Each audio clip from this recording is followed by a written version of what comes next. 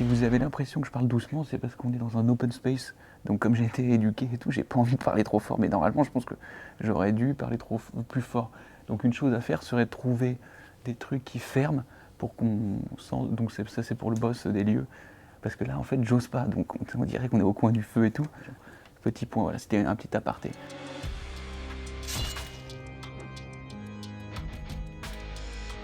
Puis bonjour, Châteaux, je suis Jérôme Niel, comédien, auteur et kayakiste de renom, en ce qui concerne le kayak du moins.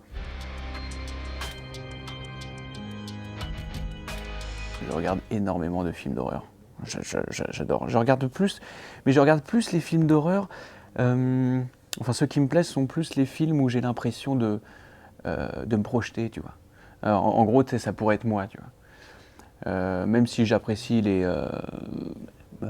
films un peu fantastiques, mais moins. Je suis plus dans les revenge, des trucs comme ça, parce que quelqu'un qui monte au mur et qui tourne la tête et qui fait... En fait, je sais que ça n'existe pas. A priori, j'espère que ça n'existe pas. Ça existe? Non, je crois que ça n'existe pas.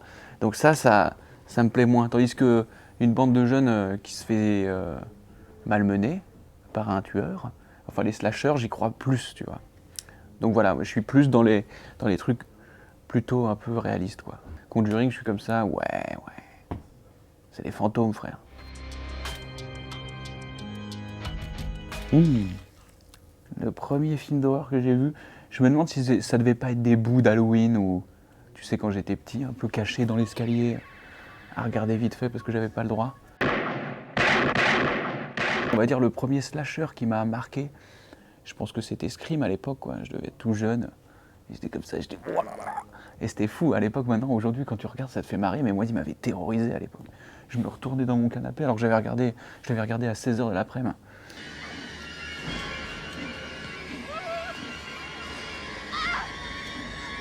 C'est la première scène. Il y a un truc, vraiment, on voit tout, quoi. Elle est complètement poignardée, quoi. Cette pauvre jeune femme. C'est Drew Barrymore, c'est ça. Tout à fait. Et elle finit, c'était comme ça, t'as 13 ans et tout, je dis, qu'est-ce qui se passe? Donc ça m'avait marqué en tout cas.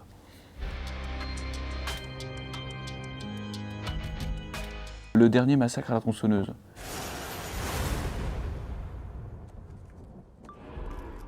Parce que le premier étant mon film d'horreur préféré, le premier massacre à la tronçonneuse. Et donc j'ai vu sur Netflix celui-ci. Écoute, c'est assez rigolo, parce que il y a du gore, au moins. T'en as pour ton abonnement, je dirais. Oh putain. Mais par contre, c'est impossible. En fait, je crois que c'est impossible.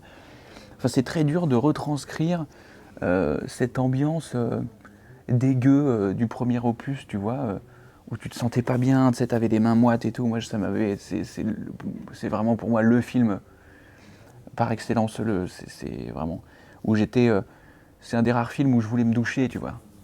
C'était vraiment, il y avait un truc viscéral dans tout ton corps de ce gars et du montage de l'image. Et là, tu vois, l'image elle est pas dégueu sur le dernier, tu vois, mais il y a quand même un truc, tu vois, les jeunes ils sont un peu tous beaux et tout. Mais il y a du gore, ça c'est un peu rigolo. Et puis il dure, le générique, j'ai vérifié, il arrive à 1h13. Donc ça va très vite, vous pouvez y aller, ça va très très vite. Mais ça va, c'est comme un retour, c'était rigolo. En fait, ils se sont dit, bon, tu peux pas égaler, donc on va mettre des gros plans bien gore. Et 2-3 fois, j'ai fait, oh, donc amusant, quoi. Amusant, mais pas flippant. Pas crasseux, pas... Voilà. Ce serait alors qu'un journaliste, un caméraman et un comédien pensent être enfermés dans un open space. Finalement, comme le comédien pensait qu'il y avait 2 ouvertures tranquillement, et soudainement, clac, ça se referme, il se retrouve enfermé. Et pour en sortir, pour sortir de cette cage de verre, qu'est-ce qu'il doit faire? Fini. Qu'est-ce qu'il doit faire? Il doit s'abonner à Shadows. S'abonner à Shadows. Mais il n'a pas les codes, il n'a pas internet, donc voilà, comment ça va se terminer? Voilà.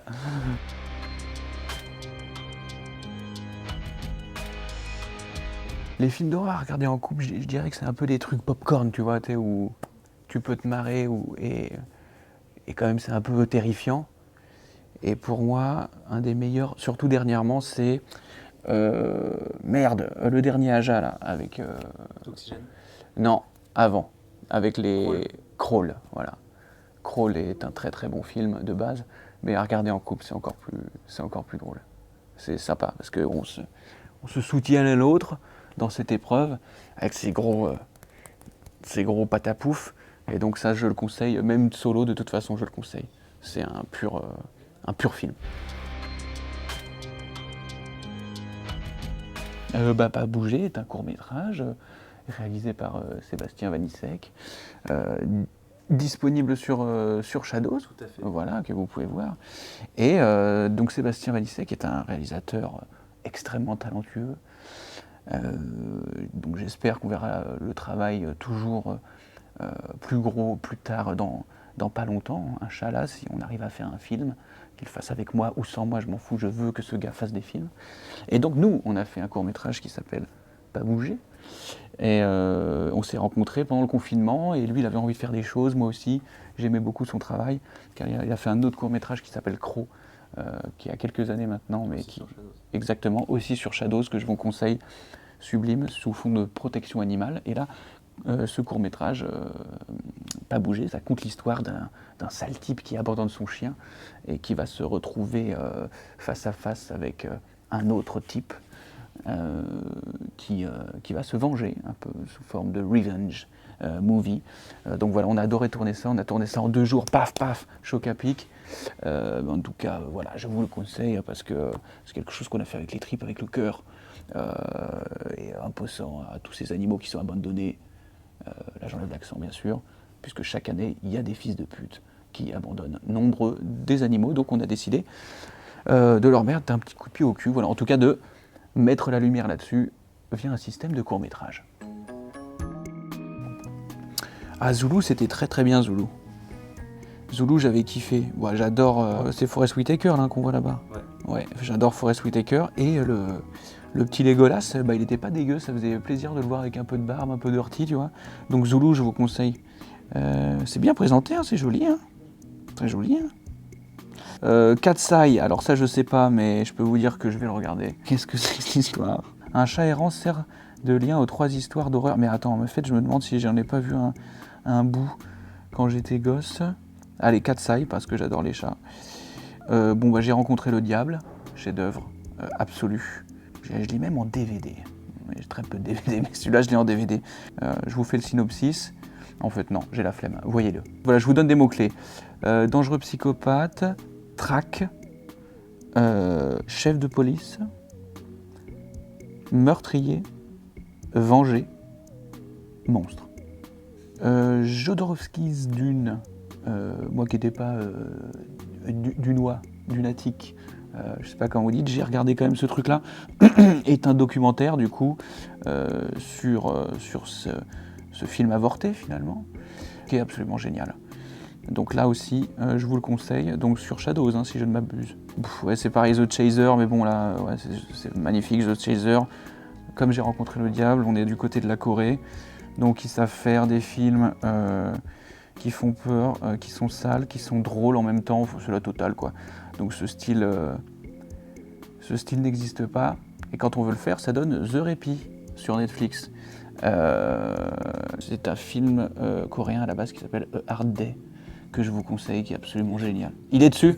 Bah alors, A Hard Day, H-A-R-D, Day, un jour difficile, une journée difficile, et ça c'est... Ça tu vois, j'aimerais trop jouer dans des films comme ça. Vous allez regarder Sans Répit, vous allez dire putain, mais c'est quand même chelou, cette idée là. Bah, c'est normal, c'est les Coréens, on n'aurait jamais fait ça sinon nous. Bon, voilà, enfin bref. Ah bah tiens, ah bah génial, je voulais le voir, j'ai toujours pas vu.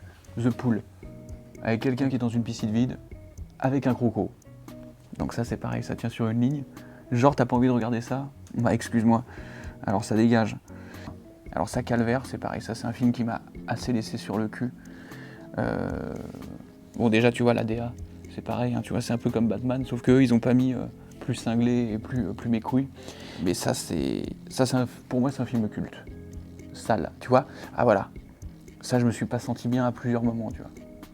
Tu vois, cette affiche, je la trouve juste sublime. J'avais envie de l'afficher dans ma chambre, mais je me suis dit quand même, bon, ou dans mes chiottes peut-être, ouais, pourquoi pas. Le mot de la fin, c'est abonnez-vous à Shadows et ma petite Sélec, et on en reparle. Après, vous venez me voir sur Insta, dans la rue, quand on aborde ces sujets-là, je suis totalement ouvert. Beaucoup moins quand on aborde par exemple le sujet des tabourets, qui m'intéresse beaucoup moins. Mais je m'assois sur les tabourets, mais ça ne m'intéresse pas d'en parler, concrètement. Mais par contre, de films d'horreur, je serai là. Je serai votre homme. Et j'espère que vous avez monté le son, parce que depuis le début, maintenant, je chuchote. Et j'ai l'impression d'être dans une bibliothèque. Voilà, donc je vous souhaite une très bonne fin de journée. Merci pour l'invite, Shadows. Abonnez-vous, allez voir ma Sélec et on en parle. Bisous.